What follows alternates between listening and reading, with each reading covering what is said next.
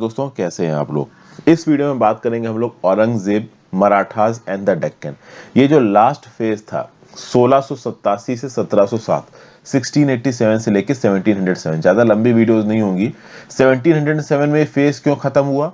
क्योंकि 1707 में औरंगजेब की हो जाएगी मृत्यु, और 1684 से लेके 1687, 1684 से लेके 1687 तक का जो लास्ट फेज था उसके बारे में मैंने आपसे पिछली वीडियो में बात की थी। मैंने आपको बताया था कि बीजापुर और गोलकोंडा दोनों गिर चुके हैं, इनके ऊपर डायरेक्ट राज हो चुका है औरंगजेब का। मदाना और अखाना दोनों यहां पे मर चुके हैं। कादिल शाह एलिमिनेट हो चुका है, कुतुब शाह की ताकत कम हो चुकी है। Bijapur and Golconda they are now both under the administration and direct rule of Aurangzeb. ठीक है भाई। अब जब बीजापुर गोलकोंडा में जीत गया औरंगजेब, तो औरंगजेब ने अपनी पूरी ताकत जुटा दी मराठास के अगेंस्ट। एक और चीज, वीडियो पे लाइक का बटन जरूर दबा देना दोस्तों, चैनल को शेयर और सब्सक्राइब कर लेना, इंस्टाग्राम पे फॉलो कर लीजिए, टेलीग्राम ग्रुप ज्वाइन कर लीजिए, दोनों ही चीजों का लिंक नीचे दिया हुआ है। And if possible click the join button, आपके ज्वाइन बटन दबाने से काफी मदद मिलती है। तो ठीक है, चलो शुरू करते हैं। जैसे ही बीजापुर गोलकोंडा गिरा, औरंगजेब ने अपनी सारी ताकत मराठास के अगेंस्ट लगा दी। अब ये बात हो रही है 1687 की। आपको पता होना चाहिए कि शिवाजी की मृत्यु 1680 में हो चुकी है। तो इस समय पे शिवाजी नहीं है, उनके बेटे संभाजी यहाँ पे मराठा कमान को संभाले हुए हैं। अब 1689 में क्या हुआ कि संभाजी अपने एक सीक्रेट हाइड आउट में थे। क्योंकि समझिए, डेक्कन के इलाके में बीजापुर और गोलकोंडा, इन दोनों जगहों पे औरंगजेब का कब्जा हो चुका है, और औरंगजेब ऑल फॉरवर्ड पॉलिसी को फॉलो कर रहा है डेक्कन में, और मराठास के साथ औरंगजेब की बनती नहीं है। तो नेक्स्ट टारगेट क्या होगा औरंगजेब का मराठास के अंदर? तो मराठा सरदार जो कि थे यहाँ पे संभाजी। तो संभाजी अपने सीक्रेट हाइड आउट में थे। ठीक है, सीक्रेट हाइड आउट मतलब कि एक खुफिया ठिकाना जिसके बारे में किसी को नहीं पता है। लेकिन एकदम से यहाँ पे एक मुगल फोर्स पहुंच जाती संगमेश्वर में, और यहाँ पे संभाजी को कैप्चर कर लिया जाता है। अब औरंगजेब के पास दो चॉइसेस थी। पहली चॉइस तो ये थी कि वो संभाजी के साथ एक नेगोशिएशन कर ले, एक पीस पैक्ट साइन कर ले, संभाजी को इज्जत दे। लेकिन औरंगजेब ने ऐसा नहीं किया। औरंगजेब ने दूसरा रास्ता चुना। औरंगजेब ने यहाँ पे ह्यूमिलिएट किया संभाजी को, संभाजी को परेड कराया अपने सामने, और एज ए राइबल एंड इनफाइडल संभाजी को एग्जीक्यूट कर दिया, मार दिया। और ये औरंगजेब की बहुत मेजर पॉलिटिकल मिस्टेक थी। औरंगजेब को यह लग रहा था कि मराठास को कंट्रोल में लाने के लिए अगर हम मराठा सरदार को मार देंगे तो सारे के सारे मराठा औरंगजेब के सामने घुटने टेक देंगे। इनको यह नहीं पता था कि भाई मराठाओं के अंदर शिवाजी और संभाजी जैसे बहुत और है। तो ये चीज को औरंगजेब नहीं समझ पाया, और ओवरऑल इसने यहाँ पे ये संभाजी को मार दिया। और उसके बाद तो मराठास को एक कॉज दे दिया, एक मौका दे दिया औरंगजेब ने अपने आप को रीग्रुप करने का। समझिए बात को, बीजापुर और गोलकोंडा को जीतने के बाद औरंगजेब को लगा कि अब तो मैं बहुत आराम से मराठास को हटा दूंगा। जबकि औरंगजेब इस बेसिक फैक्ट को नहीं समझ पाया, इतना बड़ा रूलर होने के बाद भी, कि बीजापुर और गोलकोंडा के ऊपर पूरी तरीके से कब्जा करना, अपना एडमिनिस्ट्रेशन स्थापित करना, ये अपने आप में एक मुश्किल बात है। ठीक है, संभाजी को यहाँ पे मार दिया तो मराठास पूरे ही अगेंस्ट हो गया अब औरंगजेब के। मराठा सरदारों को ये पता चल गया कि मिल जाओ, नहीं तो ये औरंगजेब हमको जिंदा नहीं छोड़ेगा। और अब मराठा सरदारों ने इंडिविजुअली मुगल टेरिटरीज पे अटैक करके प्लंडर करना शुरू किया, लूटपाट करना शुरू किया। मराठा सरदार अपनी छोटी छोटी टुकड़ियां लेके एकदम से किसी मुगल टेरिटरी में घुसते थे, उनके सैनिकों को मार देते थे, चीजें लूट लेते थे, जनता का सामान लूट लेते थे। इस प्रकार की लूटपाट उस समय पे बहुत चलती थी। अब इस लूटपाट में नुकसान तो आम पब्लिक का होता था, लेकिन नाक कटती थी रूलर की। सोचिए, कोई एक इलाका है जो मुगल डोमिनियन के अंदर है, मुगल राज के अंदर है, वो इलाका टैक्स किसको देता होगा? मुगल सम्राट को देता होगा। तो उस इलाके की सिक्योरिटी की जिम्मेदारी किसकी है? मुगल सम्राट औरंगजेब की। अब औरंगजेब के इलाके में अगर मराठा सरदार घुस के लूटपाट मचाएंगे, प्लंडर करेंगे, तो किसकी नाक कटेगी? ऑब्वियस सी बात है, औरंगजेब की नाक कटेगी। ठीक है, तो कुल मिला के यहाँ पे औरंगजेब ने मराठाओं को अपना दुश्मन बना लिया। अब वो आपको पता ही है कि दुश्मन बना लिया तो बना लिया, मराठास भी यहाँ पे झुकने को तैयार नहीं थे। अब यहाँ पे संभाजी नहीं है तो गद्दी पर कौन बैठा? तो जो संभाजी का छोटा भाई था राजा राम, ये गद्दी पर बैठा। लेकिन जब राजा राम के ऊपर अटैक किया मुगलों ने, तो राजा राम अपनी कैपिटल से निकल गए, एस्केप हो गए। राजा राम अब ईस्ट कोस्ट जिंजी में थे। ठीक है, और यहां से मुगलों के खिलाफ उन्होंने अपनी फाइट जारी रखी। तो अब सोचिए, डेक्कन में पहले पुणे, महाराष्ट्र, कर्नाटका के आसपास के इलाके में जो गढ़ था वो था मराठास का। अब आप मराठास ईस्ट कोस्ट तक भी पहुंच चुके थे। क्योंकि जो राजा राम थे, जो कि अभी के लिए मराठा किंग थे, उन्होंने जिंजी में जाके सेंटर लिया। तो Maratha resistance west coast, east coast, almost पूरे डेक्कन में परवेजिव होने लगा। जहां जहां पे भी मराठा सरदार थे, मराठा लोग थे, वो एक ब्रैकेट के अंदर आने लगे। उनका एक कॉमन दुश्मन था और वो था औरंगजेब। औरंगजेब को लगा कि वो अपनी ताकत के बिल्कुल जेनिथ पे, उसने अपने सारे एनिमीज को हरा दिया, उसने मराठा सरदार संभाजी को मार दिया, उसने गोलकोंडा और बीजापुर के ऊपर कब्जा कर लिया। तो औरंगजेब को लगा कि अब तो मैं यहाँ पे राजा हूं, मुझे कोई नहीं हरा सकता। बहुत सारे जो नॉबल्स थे औरंगजेब के नीचे, उन्होंने बोला कि औरंगजेब को वापस नॉर्थ में चले जाना चाहिए, ये छोटी मोटी लड़ाइयां तो उसके नॉबल ही लड़ लेंगे यहाँ पे। जो औरंगजेब का बेटा था हेयर अपरेंट शाह आलम, जो कि मोस्ट प्रोबेबली औरंगजेब के बाद गद्दी पर बैठने वाला था, शाह आलम ने बोला कि ठीक है, बीजापुर और गोलकोंडा के रूलर्स को वैसल रूलर्स बना देते हैं और ये ओवरऑल मुगल सुजरैनिटी के अंदर रूल करते रहेंगे। तो शाह आलम ने यहाँ पे गलती ये कर दी कि वो अपने आप को हीरो बहुत ज्यादा समझने लगा, ठीक है ना, और जाके सीधे सीधे गोलकोंडा और बीजापुर के हराए हुए राजाओं से बात करने लगा कि हम तुमको राजा बनवा देंगे, हम वापस चले जाएंगे, तुम इस तरीके से रूल करोगे। जब औरंगजेब को पता चला कि उसकी परमिशन के बिना शाह आलम और कोई उसके जो नॉबल्स हैं वो इस तरीके की बातचीत कर रहे हैं, उसने शाह आलम को ही जेल में डाल दिया। बेसिकली यहाँ पे औरंगजेब का थोड़ा और टाइम यहाँ टिकने का प्लान था। ओके, औरंगजेब को लगा कि मराठा पावर अब क्रश हो चुकी है 1690 में। अब औरंगजेब ने सोचा कि जो थोड़ा बहुत साउदर्न इलाका और बचा है इसको भी कैप्चर कर लो। अब ये औरंगजेब की गलती थी। ये इंडिया है, यहां ऑलमोस्ट औरंगजेब अपना कब्जा जमा चुका है। औरंगजेब और नीचे घुसने लगा। औरंगजेब को लगा कि अब तो पूरा का पूरा इंडिया में जीतूंगा यहाँ पे, लेकिन यहाँ पे औरंगजेब ने गलती कर दी। औरंगजेब का एडमिनिस्ट्रेशन अभी पूरी तरीके से कंसोलिडेट यहाँ पे नहीं हुआ था। औरंगजेब ने उतना ज्यादा खा लिया जितना वो पचा नहीं सकता है, तो पेट तो खराब होगा ही यहाँ पे। Aurangzeb bit off more he could chew. He unduly extended his lines of communication, which became vulnerable to Maratha attack. आप समझिए, मैं आपको थोड़ा फिगर के थ्रू समझाता हूं। ये रहा उस समय का इंडिया। मान लो यहां के इलाके पे औरंगजेब ने कब्जा किया। अब इन इलाकों पे जगह जगहों पे मराठा सरदार भी थे। भले इलाका आ गया था मुगल डोमिनियंस के अंदर, पर मगर ये मराठा सरदार हर जगह थे। अब औरंगजेब नीचे की तरफ घुसने की कोशिश करेगा तो औरंगजेब की आर्मी तो लिमिटेड है ना, उसके एडमिनिस्ट्रेशन के ऑफिशियल्स तो लिमिटेड है ना। औरंगजेब नए इलाके पे कब्जाने की कोशिश करेगा तो जो इलाके ऑलरेडी उसने कब्जा रखे हैं वो तो मराठा अटैक्स को वल्नरेबल हो जाएंगे ना। औरंगजेब इनविंसिबल तो है नहीं, ठीक है ना, हर जगह एक समय तो प्रेजेंट है नहीं।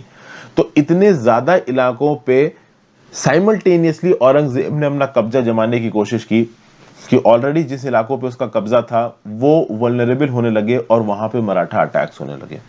और बीजापुर और गोलकोंडा जिसको ऑलरेडी कब्जा चुका था औरंगजेब, वहां पे औरंगजेब साउंड एडमिनिस्ट्रेशन भी नहीं दे पाए, जो कि औरंगजेब को लगा कि ये तो अब मेरे कंट्रोल में आ चुके हैं, तो मैं और इलाके अपने कंट्रोल में लेता हूं।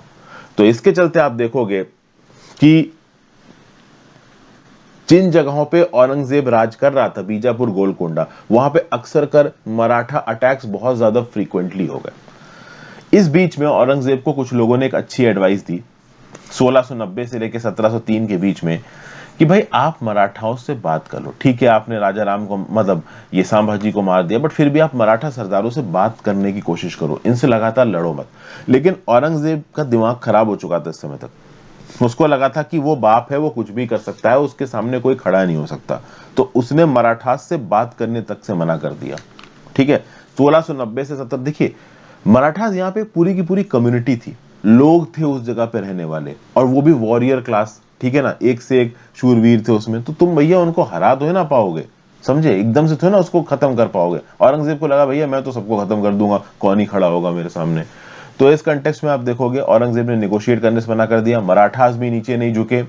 और आप देखो कि औरंगजेब नए इलाके जीत रहा था। जिंजी जहां पे जाके राजा राम ये छुपे हुए थे, जिंजी पे उसने अटैक किया, जिंजी जीत लिया औरंगजेब ने 1698 में।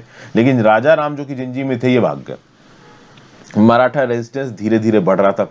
बहुत सारे इलाके जो पहले औरंगजेब ने कब्जा लिए थे वहां पे मराठास घुसते थे, लूटते थे, वापस लौट जाते थे, लूटते थे, वापस लौट जाते थे। कुछ समय तो ऐसा आया कि बहुत सारे जो फोर्ट्स थे जो कि औरंगजेब के कब्जे में आ चुके थे मराठास के, मराठास ने उनको फिर से कब्जा लिया। ओके, और राजा राम फिर से वापस सतारा आ गया पुणे के पास। अब पहले वो फोर्ट्स औरंगजेब ने जीत लिए थे, औरंगजेब बाकी जगहों को जीतने में इतना लगा रहा कि उन फोर्ट्स की सिक्योरिटी पे ध्यान नहीं दे पाया, उन फोर्ट्स को फिर से मराठाओं ने जीत लिया। अब औरंगजेब को लगा कि यार ये कैसे हो गया, मैं फिर से फोर्ट जीतूंगा। अगले 4.5 साल तक 1700 लेके 1705 तक औरंगजेब जगह जगह जाके उन फोर्ट्स को रीऑक्युपाई करने की कोशिश करने लगा। एक फोर्ट से दूसरे फोर्ट, दूसरे फोर्ट से तीसरे फोर्ट। औरंगजेब की यहाँ पे तबीयत बिगड़ने लगी। भाई ह्यूमन बॉडी उसकी कैपेबिलिटी है, और औरंगजेब की जो आर्मी थी उसका भी दिमाग खराब। कहते क्या पागल राजा है, हमको इधर से उधर लड़ाई जा रहा है, लड़ाई जा रहा है। ऊपर से जहां जहां पे भी औरंगजेब की आर्मी जाती थी वहां वहां पे मराठा रोविंग बैंड्स, ये मराठा रोविंग बैंड्स आपको पता होना चाहिए बड़ा डेंजरस थे भाई।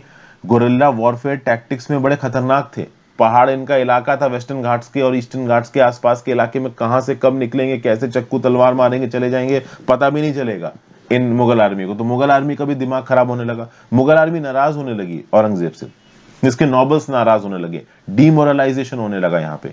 चूंकि समझिए राजा है औरंगजेब, अब औरंगजेब जितने भी इलाके में राजा है वहां से औरंगजेब टैक्स लेता है, तो वो इलाके एक्सपेक्ट करेंगे औरंगजेब उनको प्रोटेक्शन दे, और वो प्रोटेक्शन दे नहीं पा रहा था। मराठा किसी भी इलाके में घुसते थे, अटैक करते थे, लूटपाट करते थे, चले जाते थे।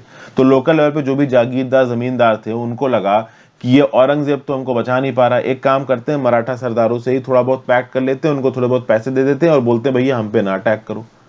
तो इस चक्कर में आप देखो कि डीमोरलाइजेशन होने लगा और औरंगजेब की यहाँ पे ताकत कम होने लगी।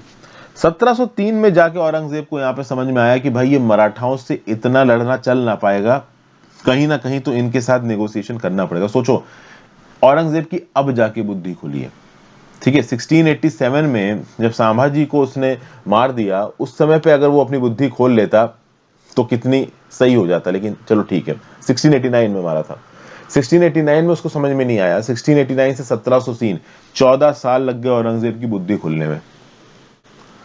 तो 1703 में औरंगजेब ने मराठास के साथ नेगोशिएशन शुरू की। औरंगजेब ने बोला ठीक है मैं शाहू जो कि संभाजी का बेटा है इसको छोड़ दूंगा। शाहू एक्चुअली में सतारा में अपनी मां के साथ था। शाहू को मारा नहीं था औरंगजेब ने, शाहू को ठीक तरीके से ट्रीट किया गया था। उसका रीजन ये था कि शाहू औरंगजेब के लिए डेंजर नहीं था, संभाजी औरंगजेब के लिए खतरा थे। संभाजी में शिवाजी जैसा पोटेंशियल था, लेकिन शाहू बेसिकली इतना बड़ा खतरा नहीं था, तो शाहू को नहीं मारा। शाहू को राजा का टाइटल दे दिया, 7 हजारी मनसब दे दिया। क्यों? ताकि थोड़ा बहुत मराठास को पटा के रखा जा सके। शाहू की शादी 2 मराठा गर्ल्स से साथ करा दी गई रिस्पेक्टेबल फैमिलीज में, ओके। और औरंगजेब ने शाहू को बोला कि ठीक है भाई आपको हम शिवाजी का स्वराज भी दे देंगे। मराठास की सबसे बड़ी डिमांड क्या थी? शिवाजी का स्वराज, अपना खुद का राज्य, सरदेशमुखी का टाइटल डेक्कन में। ओवरऑल रहोगे आप औरंगजेब के अंदर ही, लेकिन ये सारे टाइटल्स हम आपको दे सकते हैं, ठीक है। तो औरंगजेब ने मराठास के साथ नेगोशिएशन शुरू किया। 1703 की ये बात है।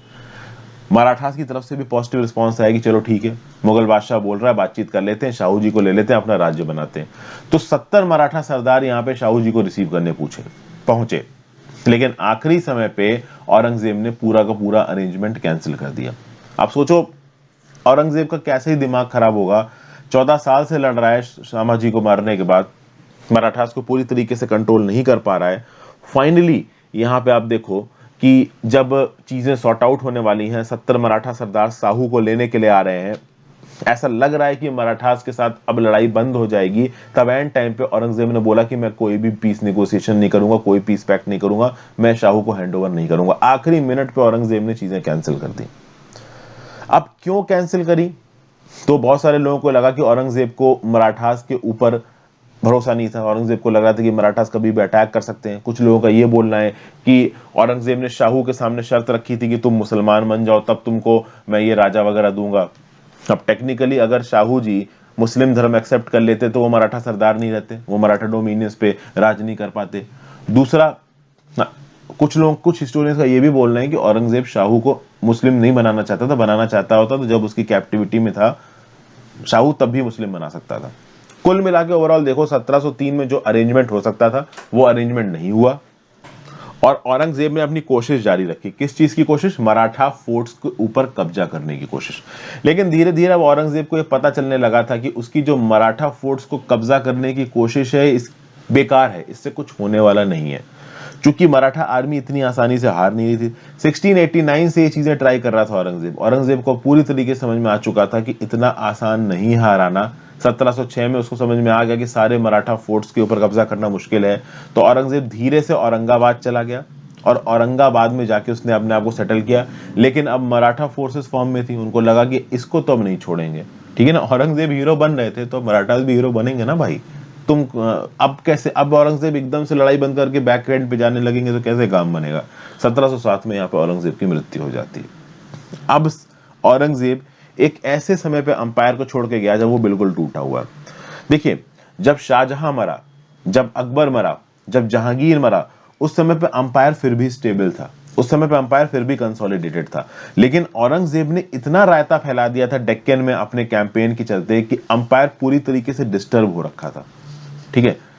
और अब इसके बाद जो कुछ भी होगा, जो आप कह लो डिक्लाइन ऑफ मुगल एम्पायर, किस प्रकार से अब नोबिलिटी आपस में लड़ेगी, ये सब मैं आपको अगली वीडियो में बनाऊंगा। वैसे तो अगली वीडियो लंबी होगी, अगर एक वीडियो में बन गया तो बन गया, नहीं तो 2 वीडियो, और उसके बाद आपकी ये हिस्ट्री खत्म हो जाएगी। चैप्टर 20 में असेसमेंट एंड रिव्यू है तो उसकी क्या ही बात करें, वो उतना इंपॉर्टेंट है नहीं।